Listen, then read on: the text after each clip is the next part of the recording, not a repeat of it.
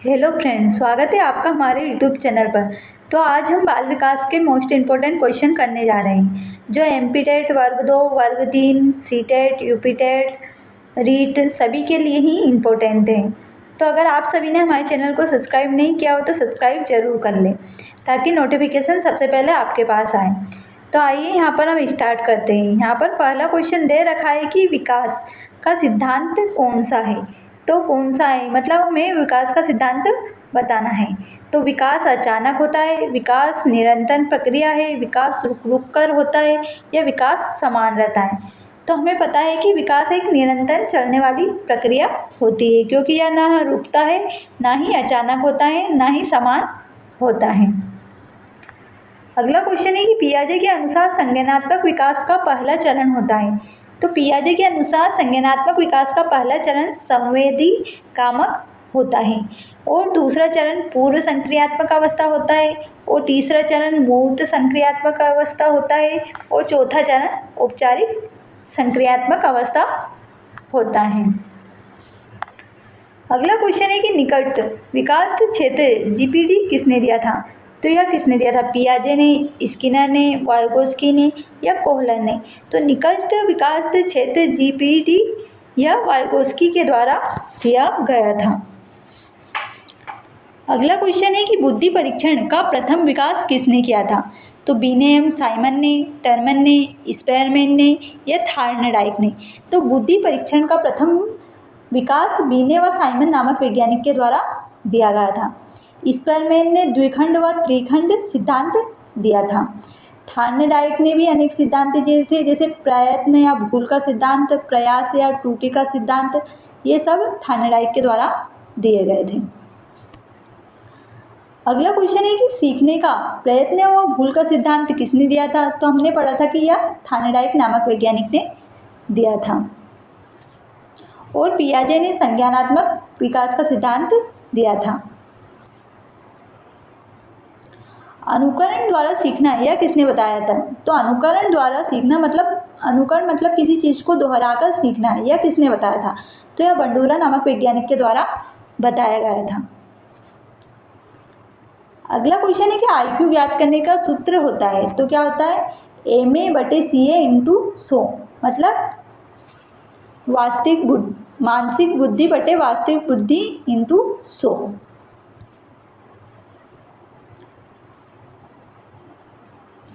अंतर्दृष्टि अधिगम किससे जुड़ा है। तो यह कोहलर नामक वैज्ञानिक के द्वारा दिया गया था, इन्हीं से यह जुड़ा है। शास्त्रीय अनुबंधन का सिद्धांत किसने दिया था। तो यह पावलक नामक वैज्ञानिक के द्वारा दिया गया था। अगला क्वेश्चन है कि बालक के सामाजिकरण की प्रथम संस्था क्या होती है। परिवार, विद्यालय, मित्र समूह, या समाज। तो बालक के सामाजिकरण की प्रथम संस्था परिवार होती है, क्योंकि वह परिवार से ही पालन पोषण होता है उसका, परिवार में ही, और परिवार में ही उसका सब तरीके से विकास होता है। विद्यालय तो वह बाद में जाता है। अगला क्वेश्चन है कि कोहलर किससे संबंधित है। तो कोहलर नामक वैज्ञानिक ने नैतिक विकास का सिद्धांत दिया था। अगला क्वेश्चन है कि बहुबुद्धि सिद्धांत किसने दिया था। तो गार्डनर ने, स्पेरमैन ने, बीने ने, या टर्मन ने। तो बहुबुद्धि सिद्धांत का प्रतिपादक गार्डनर है।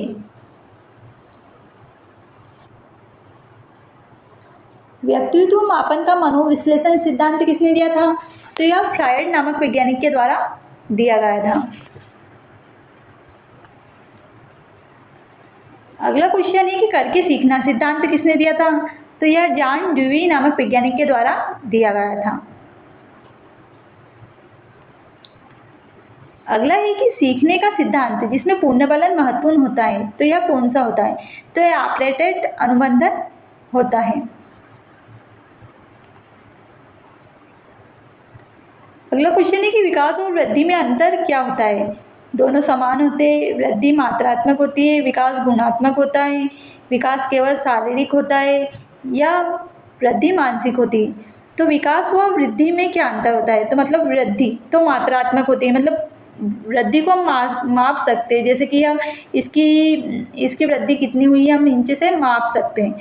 और विकास गुणात्मक और मात्रात्मक दोनों होता है।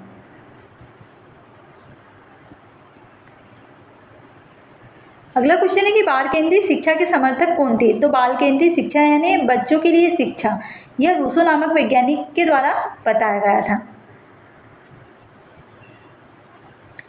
संवेगात्मक विकास सबसे पहले या सबसे अधिक किससे प्रभावित होता है। तो यह वातावरण से, ऊंचाई से, रंग से या भोजन से। तो संवेगात्मक विकास सबसे ज्यादा वातावरण से प्रभावित होगा। अगला क्वेश्चन है कि गेस्टाल्टवाद किससे जुड़ा है। तो यह संपूर्णता का सिद्धांत से, दंड से, पुनर्बलन से या स्मृति से। तो गेस्टाल्टवाद का सिद्धांत संपूर्णता के सिद्धांत से जुड़ा है।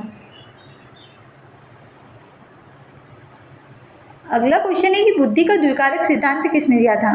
तो बुद्धि का द्विकारक व त्रिकारक सिद्धांत स्परमैन नामक वैज्ञानिक के द्वारा दिया गया था। हमने पढ़ा था गार्डनर ने बहुबुद्धि का सिद्धांत दिया था। बीने ने सबसे पहले बुद्धि परीक्षण किए थे। अधिगम का पठार किसे कहा जाता है। तो सीखने में अस्थायी रुकावट, भूलना, प्रेरणा या अभ्यास। तो अधिगम का पठार सीखने में अस्थायी रुकावट को कहा जाता है। मतलब इसमें पठार बताया गया था कि सीखना कैसे होता है। तो इसमें यहाँ पर विभिन्न ग्राफ भी दे रखे होता है कि सीखना समान तरीके से होता है, रुकावट के द्वारा होता है, इस प्रकार। इसलिए अधिगम का पठार सीखने की अस्थायी रुकावट से संबंधित है। शिक्षा का मुख्य उद्देश्य क्या होता है। तो शिक्षा का मुख्य उद्देश्य क्या होता है, जैसे कि परीक्षाएं करवाना, सर्वांगीण विकास करना, नौकरी या अनुशासन। तो शिक्षा का मुख्य विकास होता है सर्वांगीण विकास, मतलब बच्चों का सभी प्रकार से विकास ही शिक्षा का मुख्य उद्देश्य होता है। प्रेरणा का अर्थ है। तो प्रेरणा का अर्थ क्या होता है, व्यवहार को दिशा देना, दंड देना, परीक्षा या अंक। तो प्रेरणा का सामान्य अर्थ होता है व्यवहार को दिशा देना। बालक का विकास सबसे तीव्र कब होता है।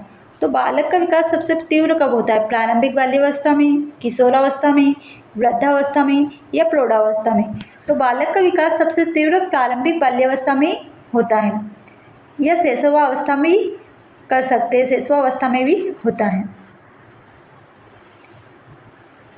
रचनावाद का प्रमुख समर्थन किसने किया था। तो पियाजे नामक वैज्ञानिक के द्वारा रचनावाद का प्रमुख समर्थन किया गया था। सीखना व्यवहार में परिवर्तन है, यह एक परिभाषा है। तो यह किसने दी थी, या इसमें पूछा है कि यह मत किसका था। तो स्किनर नामक वैज्ञानिक ने दी थी। समस्या समाधान विधि किससे संबंधित है।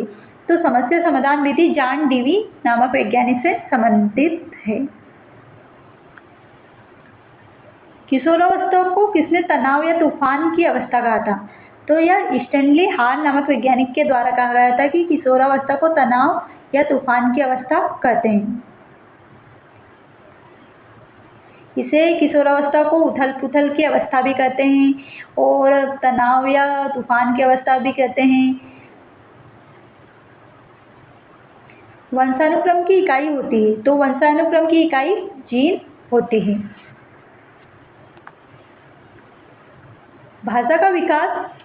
भाषा विकास का मुख्य माध्यम होता है। तो मतलब जो भाषा मतलब हम बोलते हैं उसका मुख्य माध्यम क्या होता है, भोजन, खेल, परीक्षा या सामाजिक संपर्क। ये तो सामान्यतः सामाजिक संपर्क होता है, हम किसी से मिलेंगे जुलेंगे तभी तो भाषा का विकास होगा।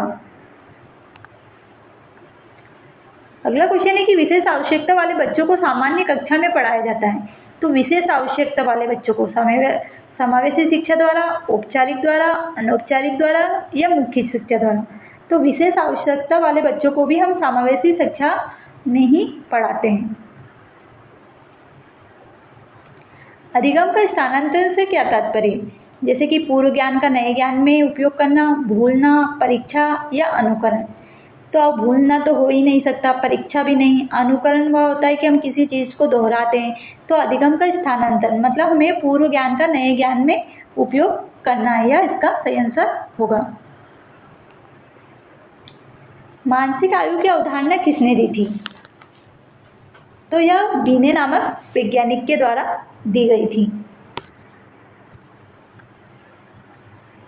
सीखने का वक्र किसे दर्शाता है। तो सीखने का वक्र, जैसे कि यह सीखने का वक्र है तो यह किसे दर्शा रहा है? आईक्यू को, ऊंचाई को, व्यक्तित्व को या प्रगति की दर को?